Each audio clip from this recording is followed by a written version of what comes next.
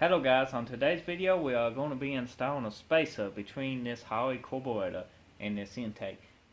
You can get spacers with or without these vacuum ports here, or drill them and tap them yourself.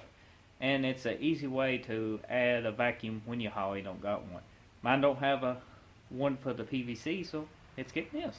So enjoy the how to put a spacer on your classic car. When you are installing a carburetor spacer, you will need to first remove your carburetor. This is a Holley carburetor that's on this car. Okay, we have to remove the linkages, and then you need to come over here and undo your fuel line, which is usually a one-way. Zap. And then you got 4 bolts, 2 on each side. One here, one here, one here, and one over there. Once you get those 4 bolts done, you can go ahead and undo all your vacuum hoses from the carburetor too.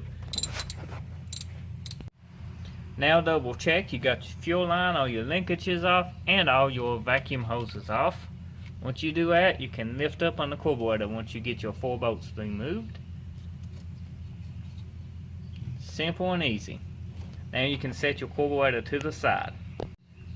Next step will be removing your old studs, because you won't be using these no more. If you got bolts, you will need longer bolts. But we have carburetor studs here, so these need to come out. You can take a wrench, vice grips, or a little socket that fits these, or double nut them and bring them out that way. It's however you want to do it. Clay is going to try to double nut them. Let's see if it works.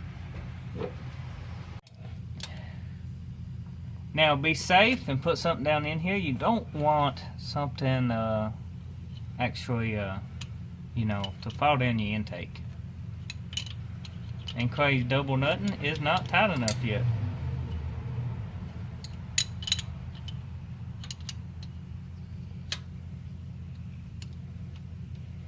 He might get it this time.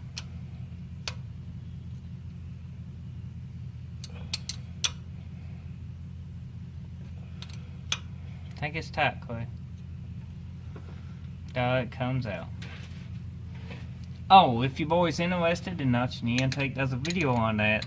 That is kind of not the best video, kind of hackish, but it works. We ain't no use for it now since we are adding a spacer.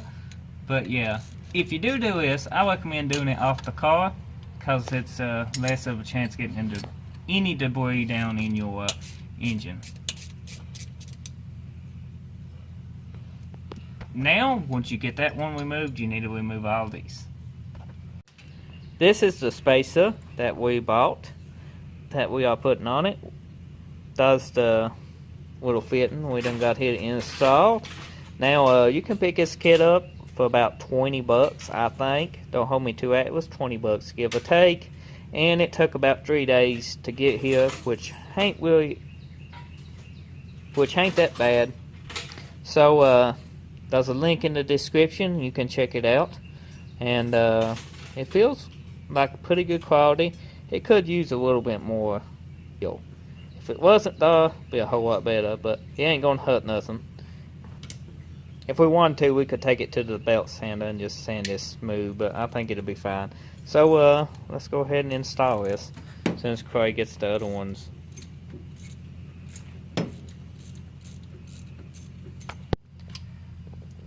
Now once you get your studs in, make sure the coarse end goes into your intake.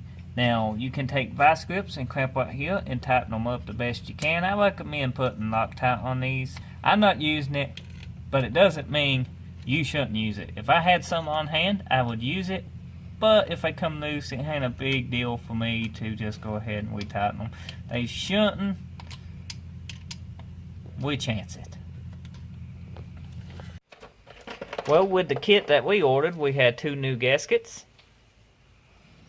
Now they installed just like so. Pretty simple, pretty easy. Be gentle with them. Don't want to tell them. Don't want to make them stretch. Just drop them down like so.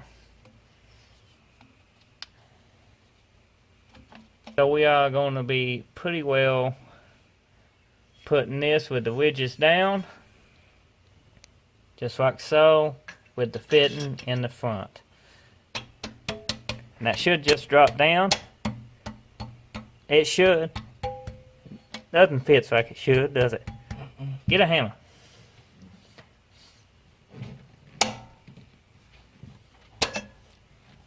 That works. Now, you can take your other gasket and install it just like so on top here. Look at how beautiful does that fit. Now you can hook your hose back up.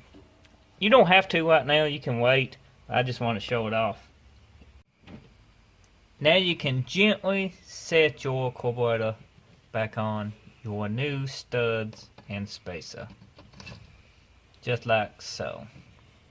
Look how pretty. Now you can get your hardware if you got a kit like we do, and install a washer and a nut. Washer and a nut.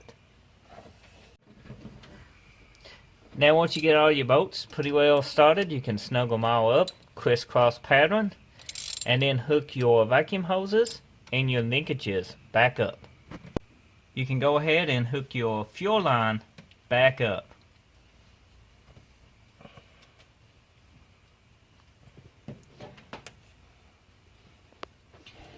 And now when you get your fuel line hooked up, you can unplug your hot wire. Make sure it don't ground out on anything, and let your carburetor fill up with gas, and then start it if your gas did drain out of the bowls. If not, you can go ahead and start it back up with no problems if the gas stayed in your carburetor.